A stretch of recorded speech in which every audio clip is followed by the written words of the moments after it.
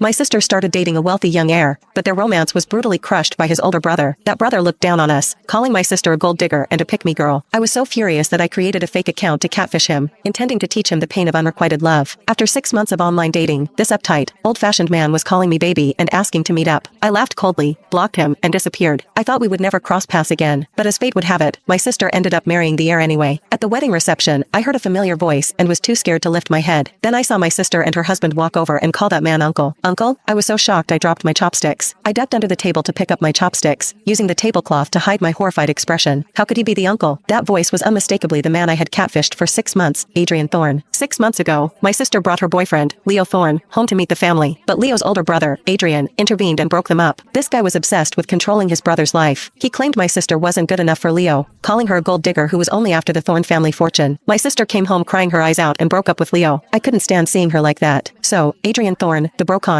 dared to insult my sister? I decided to teach him a lesson. I created a fake persona, a girl selling artisanal tea online, and got Adrian's contact info. I messaged him every day, playing the long game. Adrian was a tough nut to crack, a total prude at first, but eventually, he fell for my charms, calling me baby and sharing his deepest thoughts. Until recently, when he asked to meet in person, I gave him a sob story about being insecure and unworthy of him. Adrian insisted he didn't care about looks or status, he just loved me. Ironically, when it came to his brother Leo, he demanded a match of equal status, but for himself, love was all that mattered. The hypocrisy, he was clearly targeting my sister. Enraged, I insulted him, blocked him, and vanished. I thought the prank was over. Adrian got his heart broken, and we were even. Who knew that Leo and my sister would get back together and actually get married? I was at the wedding, sitting at the main table for the bride's family. Next to us was the groom's family table. Since I sat down, I hadn't dared to look up or glance around. I even feigned a sore throat to avoid speaking. I had sent Adrian photos before, but they were heavily edited, smaller face, bigger eyes, taller nose. As long as I kept my mouth shut, looking at that face that even my sister wouldn't recognize, he surely wouldn't know it was me. Trembling, I waited as the wedding moved to the reception phase. The bride and groom were going table to table for toasts, wishing you a lifetime of happiness. Hearing that familiar deep voice, I almost buried my face in my soup bowl. My sister and Leo both called him uncle. No, something must be wrong. Maybe I heard it wrong? Once they moved on, I glanced sideways. I only saw the man's back. He was in a sharp suit, expensive watch, his back straight, radiating a dark, intense aura. After the toast, an elder at the table teased him. Your nephew is married. When do you plan to settle down? Don't bring it up. A young man next to him whispered sympathetically. Uncle Julian finally opened his heart, but it turned out to be a catfisher selling tea. She blocked him, and he's still fuming. Ethan, the man at the head of the table spoke, his voice laced with displeasure, warning him to stop. Wait, Julian? I turned my head, cold sweat dripping down my back. This man wasn't Adrian Thorne. Tonight was a family dinner for the Thornes. My sister had given me photos beforehand to memorize the key family members. My despair peaked. I catfished the wrong guy. During our 6-month relationship, Adrian, who was actually Julian, had sent me countless voice notes. Towards the end, he wanted to be on the phone constantly, even while sleeping. I would recognize that voice even as a ghost. Seeing the opportunity to break his heart, I told him I fell for someone else, a new boyfriend who was much better. I called him old. I said he probably smelled like mothballs. I called him ugly. That's why I never video chatted. I said his muscles looked like he chugged protein powder. And I told him he was small. I felt great after the tirade, then blocked him and ran. My face went pale as I recalled this. I was doomed. Not only did my revenge fail, but I also dragged my sister into this mess. My sister told me the Thornes were old money. The patriarch had 3 sons, but the favorite was the youngest, Julian Thorne. He was the current CEO of Thorne Enterprises, holding immense power in the family. If he found out I was the one who humiliated him, my sister's life in the Thorne family would be hell. I was pacing anxiously but couldn't tell my sister. I did this behind her back. Plus, knowing wouldn't help. She might give it away. Since our parents died, my sister and I relied on each other in foster care. We refused to be separated. She was so good to me. Now she was a university professor with a good marriage. I couldn't ruin this for her. Julian Thorne absolutely could not find out it was me. At the dinner, I finally saw Julian's face clearly. 1 word, hot. 2 words, extremely hot. I had toyed with such a gorgeous man and turned him into an enemy. I just hoped he wouldn't recognize me. I played the mute, obedient girl. Julian's cold gaze swept over me once, then moved on. He didn't recognize me. I sighed in relief and sat down, keeping my head low. Since I was the bride's only relative, Leo's family was quite interested in me. Have you found an internship yet? Leo's mom asked. Do you want to come to Thorne Enterprises? Thorne Enterprises? That was Julian's company. No way. But Leo's mom was staring at me warmly. I couldn't signal my sister. I opened my mouth, almost forgetting my mute persona. Sure. My sister answered for me, smiling. Thank you, Mom. No. This was walking right into the lion's den. At the table, CEO Julian Thorne watched silently, tacitly approving. After dinner, I wiped the sweat from my forehead. I decided to avoid the Thornes as much as possible. Before leaving, my sister pulled me aside. You were acting weird today. What's wrong? I waved my hand, texting her that I just felt sick. She was relieved and told me to rest. I managed to fool her. But the tricky part was the internship. Thorne Enterprises was an industry giant. An internship there was gold on a resume. If Julian wasn't involved, involved, I'd go in a heartbeat. But if he recognized me, after agonizing for days, I made up my mind. It was just a 3-month internship. Thorn Enterprises was huge. How could a lowly intern run into the CEO? I just needed to survive 3 months, then disappear. It's easy when you know people inside. I got in quickly. I was nervous for the first few days, but as I predicted, an intern only dealt with their mentor. The highest ranking person I saw was the department manager, let alone the CEO. I didn't even see the general manager. I relaxed. However, working at a top firm wasn't easy. The workload was insane. My proposals kept getting rejected. The department head was constantly yelling. The atmosphere was tense. In the cafeteria, my lunch buddy whispered gossip. Do you know why it's been so tough lately? He was an intern from my batch. Why? I asked, curious. Because. He looked around and lowered his voice. The CEO got dumped. My spoon clattered onto my plate. Really? Yeah. Online dating. He got scammed. I drank my soup, hiding my face. Where did you hear that? The CEO had his assistant investigate an account. Word spread. Everyone knows. My buddy looked puzzled. With his status, he could have anyone. Why online date? And get scammed? If the girl knew who he was, she'd regret it for life. Yeah, I was regretting it. I blamed myself for not being careful. I meant to find Adrian, but got this Titan instead. I asked cautiously, did the assistant say what the CEO plans to do if he finds her? Call the police, obviously. That T-girl must have swindled a lot of money. It's enough for a prison sentence. That was nonsense. I admitted my motives were pure. I pretended to sell tea to annoy him, but my friend's family actually sold tea. Julian insisted on buying it, paying 10 times the price. Aside from that, I returned every cent he gave me when we broke up. I told him my new boyfriend was possessive and wouldn't let me spend another man's money. Although the Thorns were rich, I was terrified Adrian, who I thought it was, would sue me over the money. I just wanted to break his heart. Ideally, since I deleted the account, Julian shouldn't be able to trace me. Just survive 3 months. Stella, take this file to the CEO's office. I took the folder from my senior colleague, wanting to cry. Why was there always a hurdle? In the elevator to the top floor, I psyched myself up. Just dropping off a file. Easy. Keep playing mute. I arrived terrified, but the office was empty. Julian wasn't there. His secretary asked which department I was from. Since he wasn't there, I didn't need to be mute. I answered, she logged it, and I was free. After a few times, I relaxed. Once again, I went to drop off a file. I greeted the secretaries and heard a familiar voice from the inner office. Let her in. Me. Heart in my throat. I walked in like I was marching to my execution. I placed the file on the desk. Julian extended a hand, long fingers, well-defined knuckles, and took it. He started reading without a word. Seconds ticked by. I calmed down a bit and peeked up. I met his upturned phoenix eyes and quickly looked down. After a suffocating silence, Julian asked, how is it going at the company?